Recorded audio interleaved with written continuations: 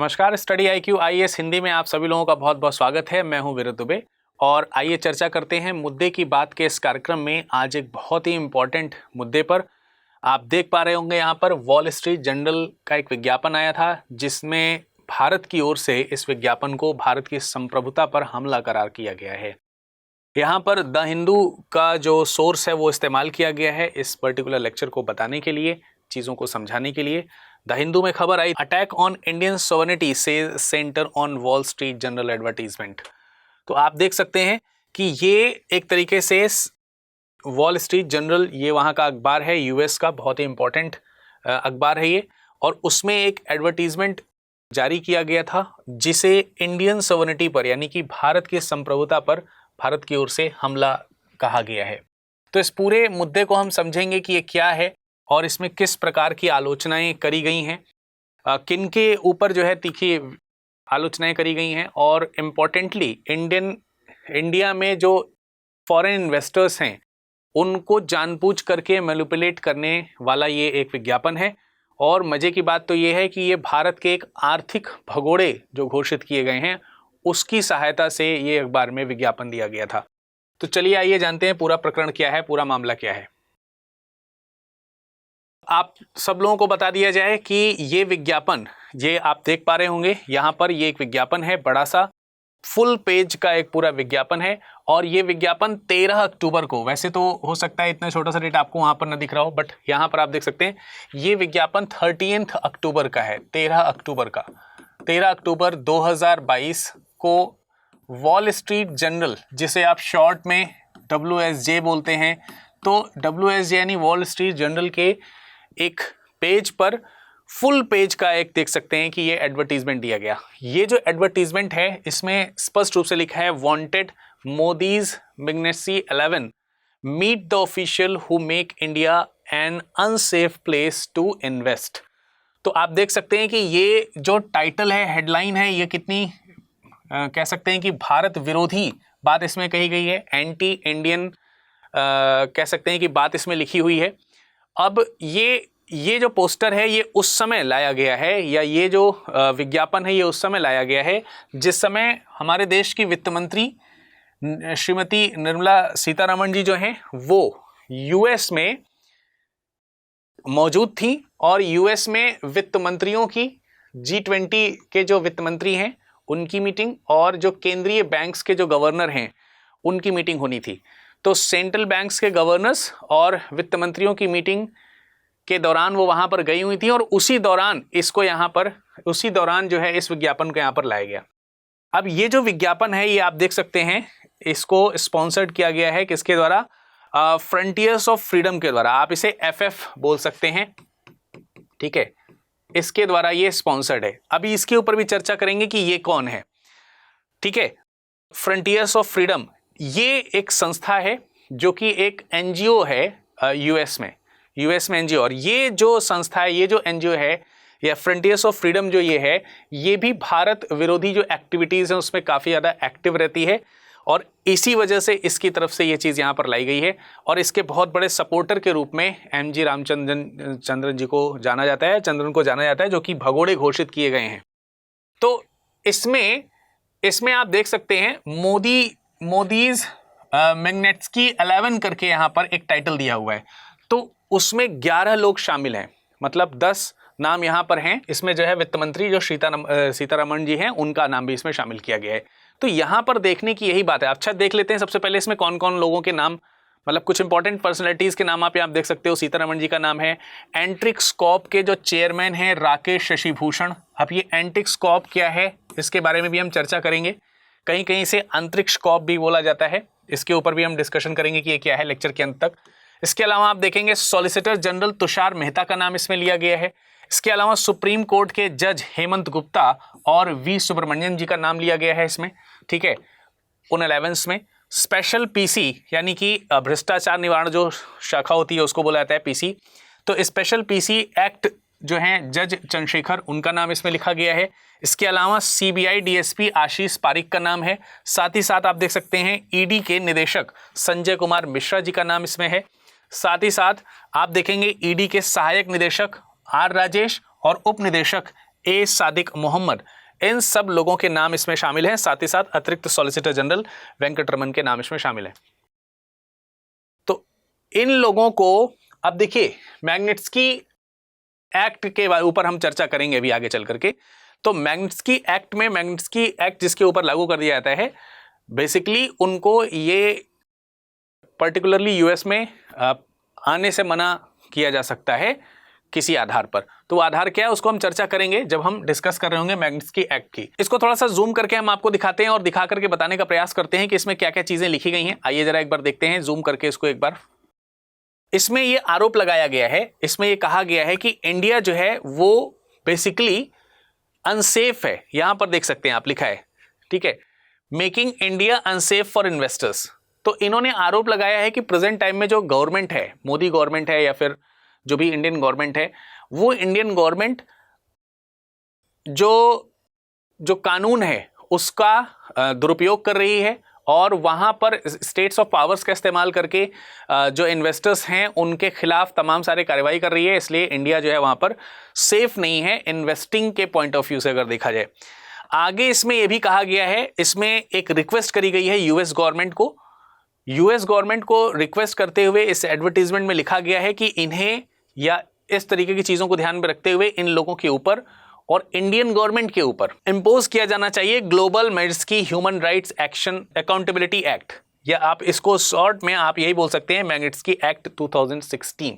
इसको इंपोज करने का और इसके आधार पर इन लोगों के ऊपर सैंक्शंस लगाने के रिक्वेस्ट भी की गई है। तो ये बात है। इसके अलावा लिखा है under Modi a decline in the rule of law has made in India dangerous place in invest. साफ साफ शब्दों में यहां पर लिखा है कि जब से इनकी गवर्नमेंट आई है तो रूल ऑफ लॉ जो है वहां पर पूरी तरीके से बेकार हो चुका है, समाप्त हो चुका है और इस तरीके की गवर्नमेंट जहां पर हो वहां पर इन्वेस्ट करना खतरा हो सकता है, खतरनाक हो सकता है।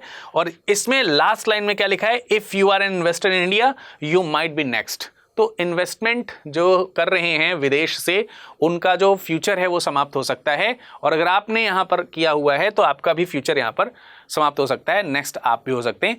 ऐसा लिखते हुए वॉल स्ट्रीट जर्नल के ये जो पोस्ट है आप देख सकते हैं यहाँ पर है। तो अब जरा देखिए, इसमें तमाम सारे जो लोगों के नाम हैं, जिसमें बड़े बड़े जो डेलीगेट्स हैं इंडिया के, जिसमें वित्त मंत्री से लेकर के सॉलिसिटर जनरल और जो सुप्रीम कोर्ट के जो जजेस हैं, उन सब का नाम उल्लेखित करते हुए इस तरीके के आरोप यहां पर लगाए गए हैं और ये सब फ्रंटियर ऑफ फ्रीडम्स की तरफ से लगाया गया है। तो अब इसमें रामचंद्रन का क्या रोल है उसके ऊपर भी हम डिस्कशन करेंगे, ठीक है। तो आप देख सकते हैं कि इसको लेकर के स्वाभाविक सी बात है, भारत की तीखी टिप्पणियां होना स्वाभाविक था और इस टिप्पणी को भी एक बार यहां पर देख लेते हैं किस किस प्रकार से भारत ने इसकी जो है कड़े शब्दों में आलोचना करी है। कंचन गुप्ता जी की बात करते हैं। कंचन गुप्ता जो कि वरिष्ठ सलाहकार हैं सूचना एवं प्रसारण मंत्रालय के, उन्होंने ट्वीट करके लिखा है shameful weapons of American media bye fraudsters. तो ये फ्रॉडस्टर्स जो हैं वो कौन है, ये जो भगोड़े हैं वो कौन है, इनके ऊपर चर्चा होगी। तो ये जो भगोड़ा है रामचंद्रन जो है, इसका नाम लेते हुए यहां पर लिखा गया है बहुत ही शेमफुल, बहुत ही एक्ट है ये जो कि जो अमेरिकन मीडिया है उसका साथ लेकर के यहां पर किया गया है और बहुत ही शॉकिंग है, मतलब घिनौना है ये बहुत ज्यादा। देखिए ये एक ट्वीट करके उन्होंने लिखा हुआ था, इंडिया के कंचन गुप्ता जी ने लिखा हुआ है और उन्होंने ये भी बताया कि ये आप समझ सकते हैं कि ये जो विज्ञापन आपको जो वॉल स्ट्रीट जर्नल में दिखाई दे रहा है, आप जानते हैं इसके पीछे कौन है। इसके पीछे इस तरीके के दूसरे एड्स भी पहले हो चुके हैं, तो इस तरीके की कैंपेनिंग पहले भी करी जा चुकी है और इसके पीछे जिसका नाम लिया है उन्होंने, नाम लिया है रामचंद्रन या रामचंद्र विश्वनाथन, ठीक है। तो रामचंद्र विश्वनाथन जो है ये सीईओ थे देवास के, देवास मल्टीमीडिया के।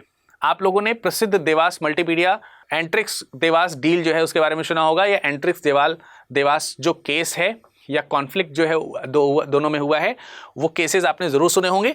तो वो जो देवास है उस देवास का ये रामचंद्रन जो है विश्वनाथन क्या है, सीईओ था और इसे भारत में आर्थिक भगोड़ा घोषित किया गया है ईडी की ओर से और अन्य संस्थाओं की तरफ से भी, सीबीआई की तरफ से भी।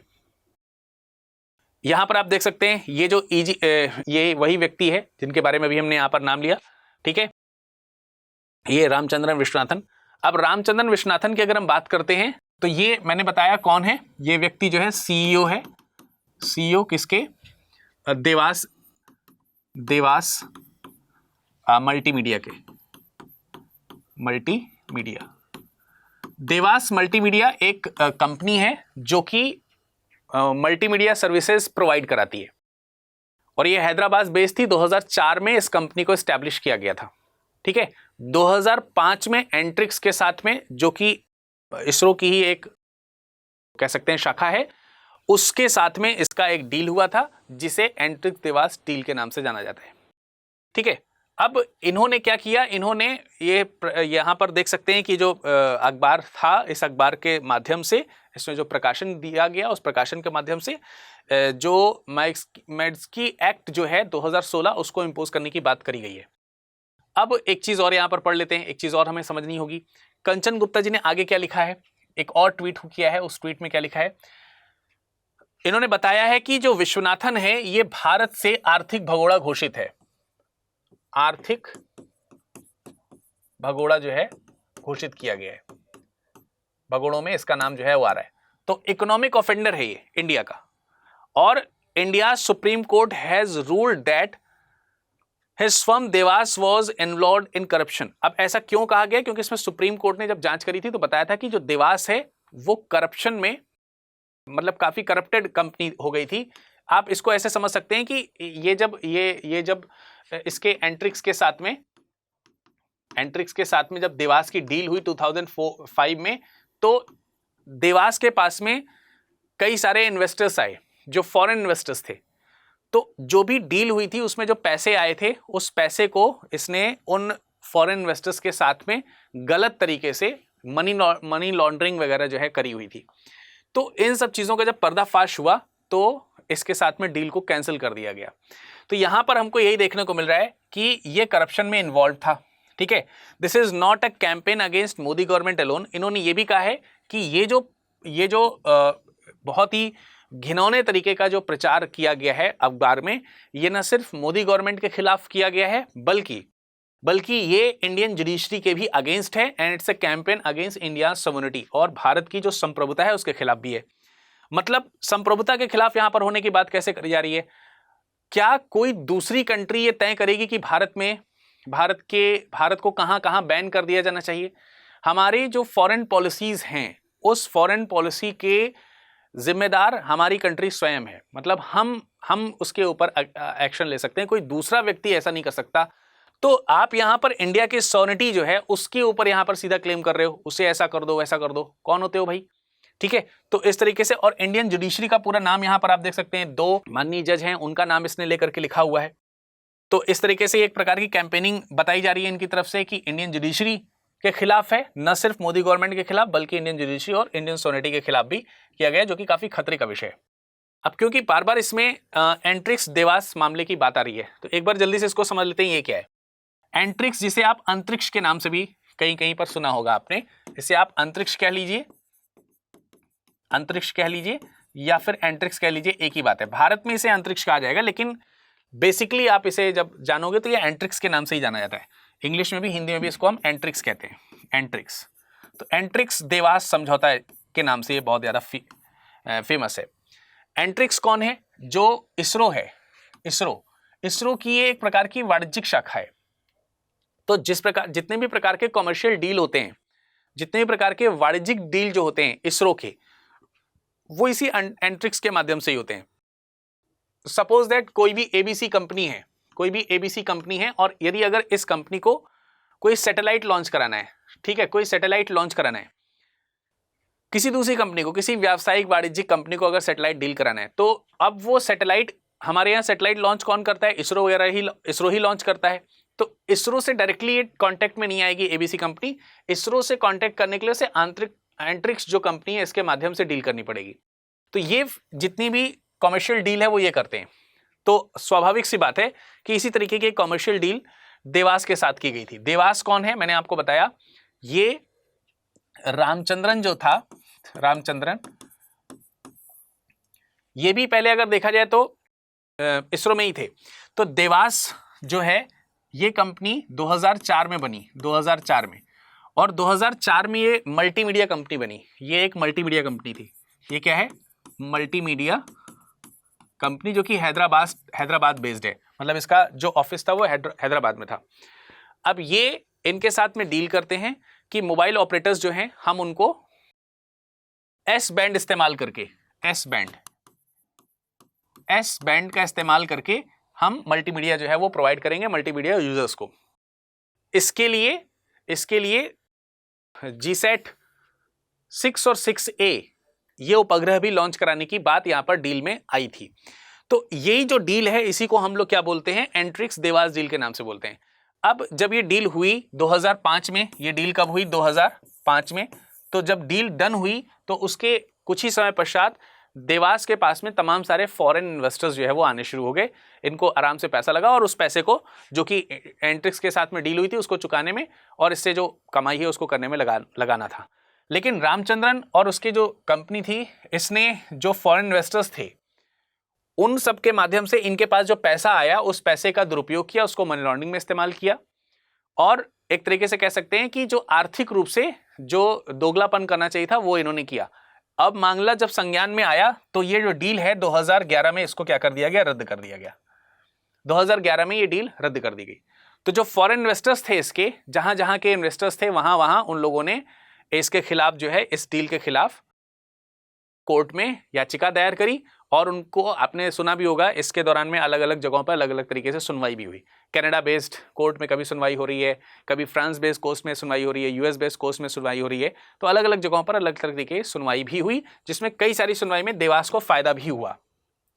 ठीक है, तो ये है पूरा का पूरा मामला। हमने आपको बताया कि इसरो की जो एंट्रिक्स है और जो देवास है उसके बीच में डील क्या थी और वो स्कैम जो है वो भी मैंने आपके इसके बारे में बताया और इसी स्कैम के चलते ये डील जो है वो क्या हो गई, रद्द हो गई।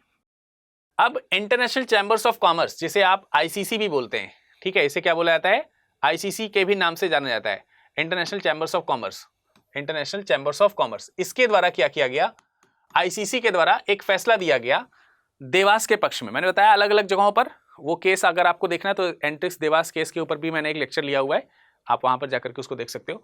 तो इंटरनेशनल चैम्बर्स ऑफ कॉमर्स के द्वारा जो है देवास मल्टीमीडिया के पक्ष में एक फैसला दिया गया जिसमें $1.3 बिलियन ब्याज सहित ये पैसा एंट्रिक्स को देवास को देना था। लेकिन इसको जो है दिल्ली उच्च न्यायालय ने इसमें मध्यस्थता की और उसके बाद ये जो फैसला है आईसीसी का, इस फैसले को उसने क्या कर दिया, रद्द कर दिया। इसके अलावा सरकार ने भ्रष्टाचार के आरोप भी इस जो विश्वनाथन है, इस विश्वनाथन के ऊपर लगाए, ठीक है, जो कि भगोड़ा घोषित हो गया है, जो कि अब कौन, अब इसके नाम के आगे श्री लगाने की आवश्यकता नहीं है, पर जब वो इसरो में थे तो रिस्पेक्टिव थे तो श्री लगाया जाता था। ठीक है, तो यहां पर विश्वनाथन जो है वो अब क्या हो गया, भगोड़ा हो गया और इसलिए इंडिया ने क्या किया, इंडिया ने अमेरिकी गवर्नमेंट से इसकी गिरफ्तारी की मांग भी की। साथ ही साथ पारस्परिक कानून सहायता संधि यानी